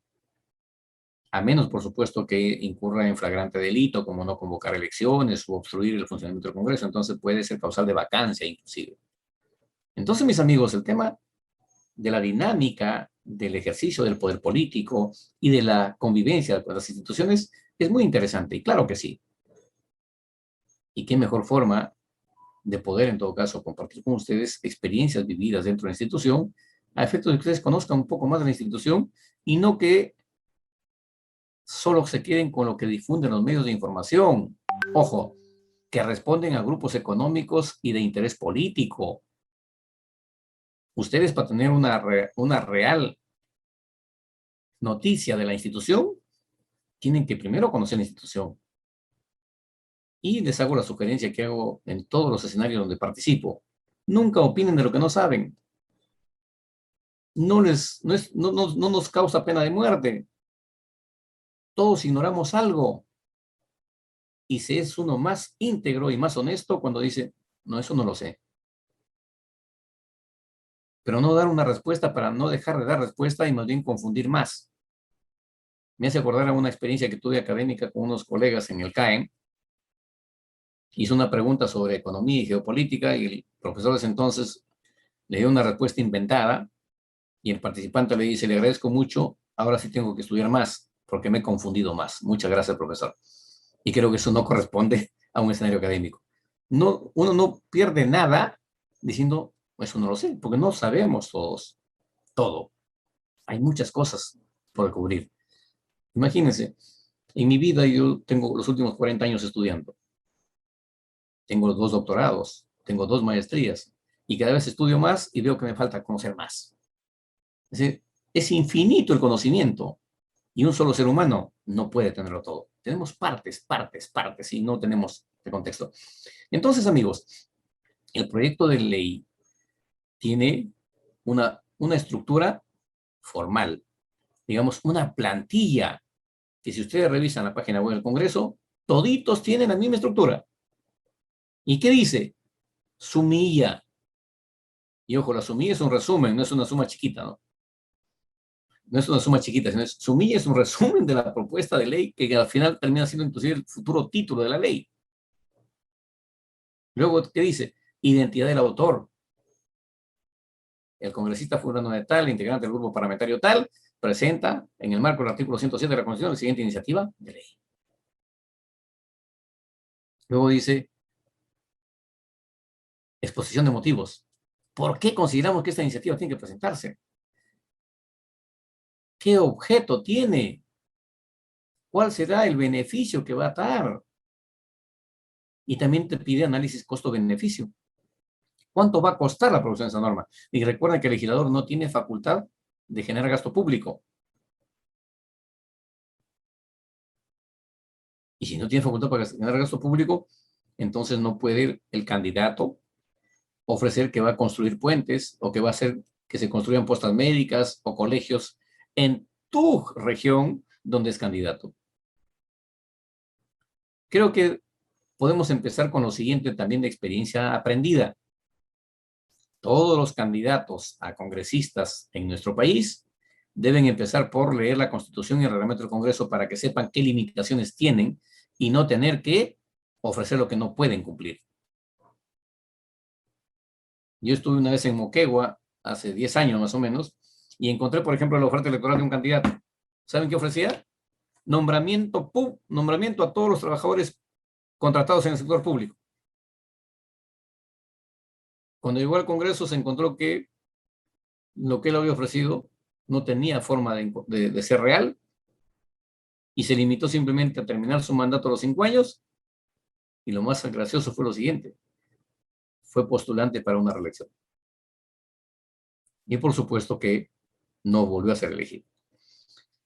Luego tenemos también que en este formato nos pide que se explique la vigencia o el efecto que va a tener la norma de ser aprobada en la legislación nacional. Si es una ley nueva, por supuesto que será primero que se incorpora al derecho positivo nacional, segundo que el efecto que va a tener es, digamos, nuevo, pero si es una ley que modifica, ¿el efecto cuál va a ser? Que modifica la ley que estaba vigente, o que la deroga, por ejemplo.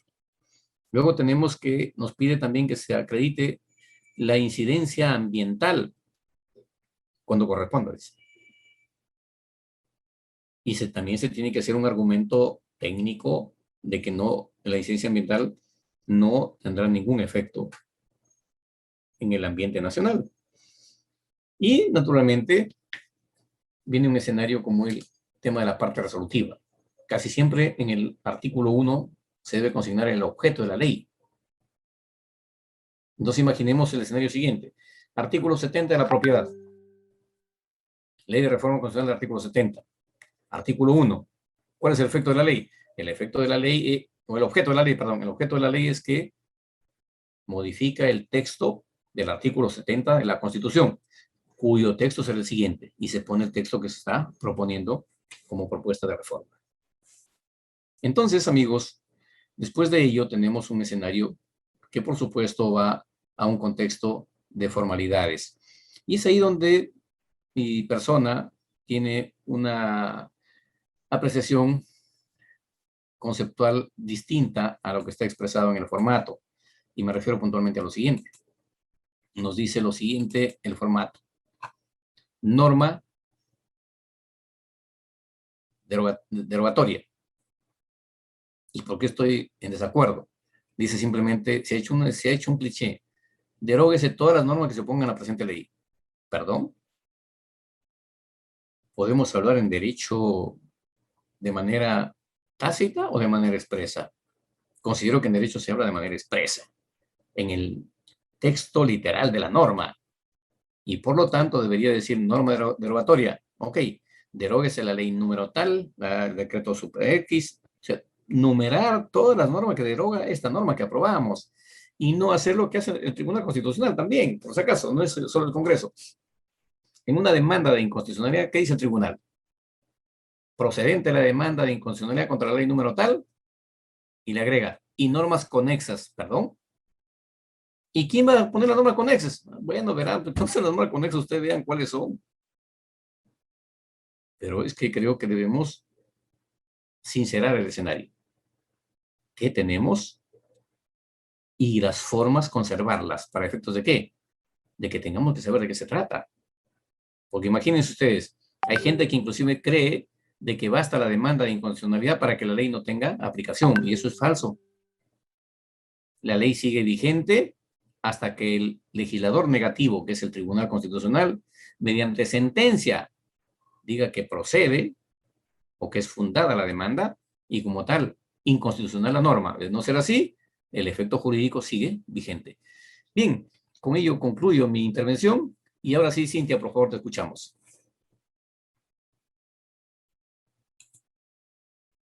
Cintia, creo que estás en condición mudo. ¿Ahora puedes hablar, Cintia? Hola.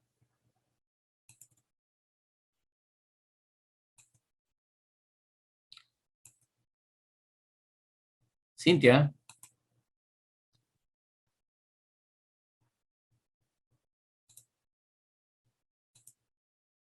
Bueno, no se escucha, Cintia, nada. Creo que te han puesto en condición mudo. Le hemos dado la opción del micro. Ahí está. Sí, ya Ya está. puedes hablar, dicen esto, Cintia. Sí, estaba intentando, pero estaba muteada. Doctor Rioja, le he escuchado acerca sobre la iniciativa legislativa y los proyectos ley. Tengo conocimiento, porque le he hecho seguimiento, mi padre, bueno, ya falleció hace 2 meses y es militar. Habían ya a la fecha 11 proyectos desde el año 2000, si es que mal no me equivoco, sobre la devolución de fondos del FOBINFAP. Yo me imagino que usted sí lo habrá escuchado, ¿no? Por los años que tiene ahí en la institución. Estos proyectos ley que se han presentado como lo menciono en reiteradas veces y siempre se han ido al archivo. Se ha presentado la iniciativa legislativa, se han ido a informes, han citado a las instituciones, ¿no? A estas 3, 4 instituciones. Se fue tu sonido, Cintia. Y creo que se descolgó también. Qué penita.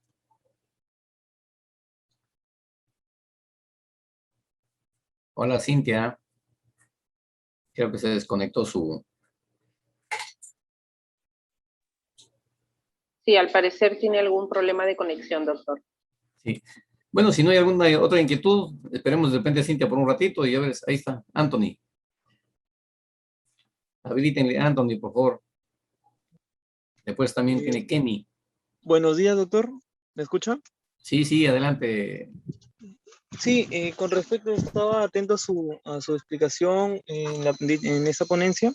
Le quería preguntar, para usted, ¿cuál es el punto más importante al presentar un proyecto de ley? Porque nos ha explicado, ¿no? Partes positivas, la parte resolutiva, pero para usted, ¿cuál es el pilar importante para que nosotros podamos presentar un proyecto de ley y que pueda ser de interés general y para que pueda ser aprobado, ¿no?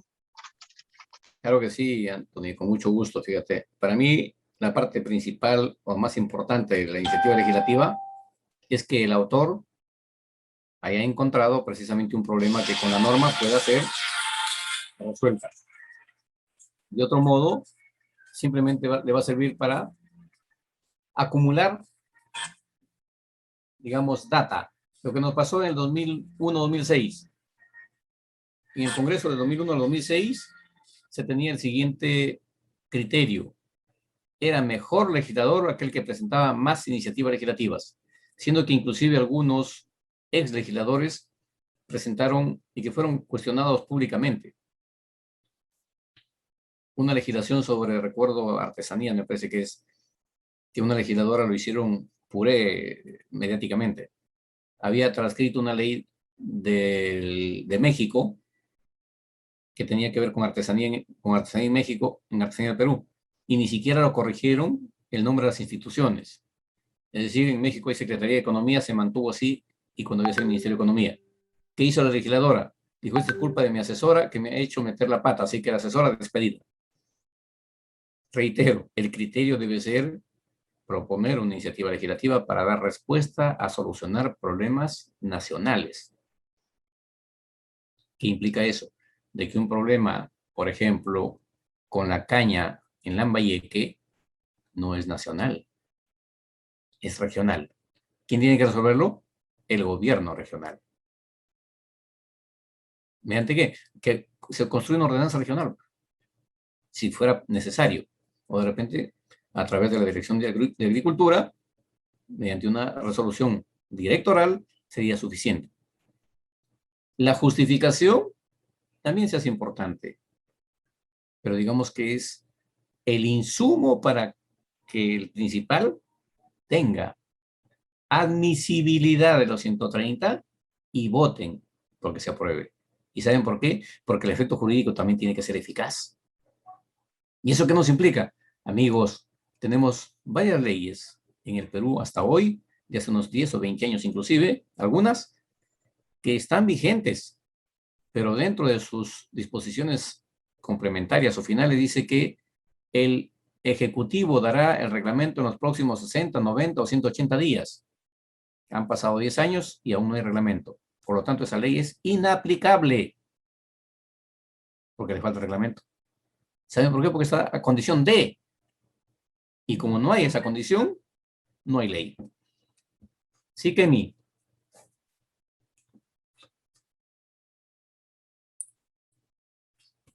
A ver, por favor. Buenos días, ¿me logra escuchar?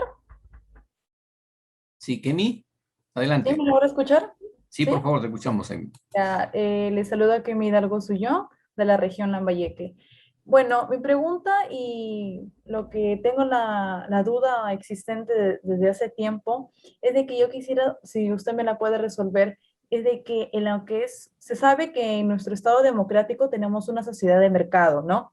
Pero lo que quisiera saber es que si esa sociedad de mercado se puede revertir, ya que se sabe que el comercio informal, por ejemplo, en nuestra región Lambayeque, es más del 60%.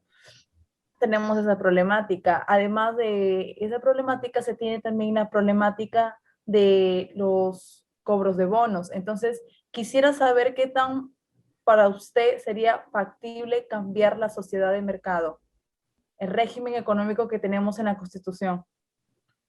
Sí, fíjate, el tema pasa por lo siguiente. En principio, el contexto del régimen de mercado que tiene nuestro país es producto del llamado neoliberalismo o el nuevo liberalismo, si quieres. En tanto esté en la Constitución, dudo mucho que alguna autoridad regional o local pueda modificarla. La única forma de que pueda cambiar esto es que se haga una reforma de la Constitución en el capítulo económico y, por supuesto, se tendría que proponer una nueva alternativa de modelo económico a efectos de que si lo aprueban se tenga que implementar. Eso si no camina. ¿Y cuáles serían las consecuencias de este cambio? Un ejemplo. Las consecuencias de eso es que tendríamos que adecuarnos todos al modelo nuevo. De momento, fíjate lo que nos ha generado el liberalismo, neoliberalismo. Nos está generando, por ejemplo, el contexto de que el criterio de la Constitución, establecido también, que dice que en el ámbito, por ejemplo, económico, para efectos puntuales, tributario, no son confiscatorios los tributos y que somos iguales entre desiguales. ¿Y eso qué significa? Óigame, particularmente les comento mi caso. Yo pago doble tributación porque suman mis ingresos de quinta categoría. Yo hago docencia en universidades, como fue leída mi hoja de vida, en posgrado, los últimos 10 años, por ejemplo. Dicto en maestrías y doctorados, y a mí me pagan honorarios profesionales por eso. Entonces, ¿qué hace la SUNAT? Como todo está, digamos, en línea, está sistematizado, me acumulan todos mis ingresos, de mi sueldo de quinta categoría y de mis ingresos por docencia universitaria. ¿Qué dice la ley de tributación? Ojo, y en todos me descuentan impuesto a la renta. En todos me descuentan ONP, porque no estoy en AFP. Y en todos me descuentan los impuestos de ley. Pero concluido el año fiscal, entre enero y marzo, la SUNAT me dice, señor Rioja, usted se ha excedido de las 7 UIT que manda la ley exentas de impuesto. Sobre esta diferencia, si usted ha ganado 100,000 soles más, va a pagar 10%. Si gana 150,000, 15%. Si ha ganado 200,000 adicionales, 20%. Óigame, o sea que yo trabajo para pagar impuestos para la SUNAT. No les miento, los últimos 10 años, todos los años tengo que pedir fraccionamiento. Porque estamos con este sistema de mercado que refieres y a quienes estamos en el escenario formal nos hacen pagar doble tributación. Cuando, por ejemplo, el contexto del mercado informal Si estaría tributando, probablemente nuestra obligación sería menor y no estaríamos tributando doble. Pero ahí viene un escenario concreto, la deficiencia de las instituciones para cumplir su tarea, en este caso, la SUNAT. Gracias. Cintia, tal vez puedes ahora terminar tu inquietud.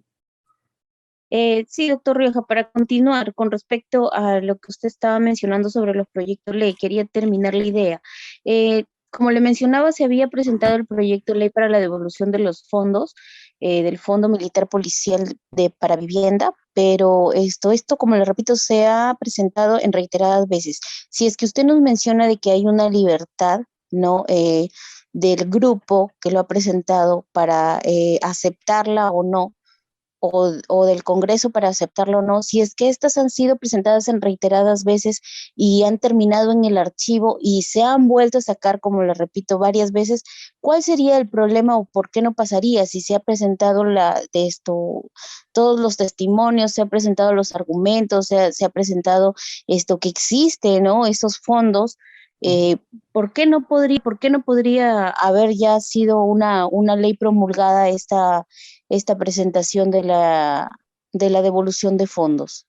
Si se ha presentado en reiteradas veces, o sea, si está pasando por varios filtros, por varias situaciones, ¿por qué no? Fíjate, Cintia, ahí te sugiero lo siguiente, si tienes de repente acceso a los autores, para que pueda tener éxito esa iniciativa, requiere de un informe técnico económico del MEF.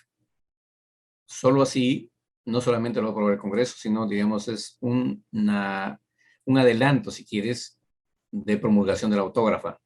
Si no hay ese informe técnico económico que implica que Economía y Finanzas acredita disponibilidad de fondos para la devolución, no siempre van a objetarla bajo el contexto que tú refieres. Entonces el camino es ese. Si Economía no autoriza, no habilita, lamentablemente se ratifica lo que les había dicho de que el congresista no tiene facultad de generar gasto público. Entonces mayoría diciendo, oiga, pero son fondos propios de los integrantes de la institución. Sí, pues, pero ¿quién lo administra?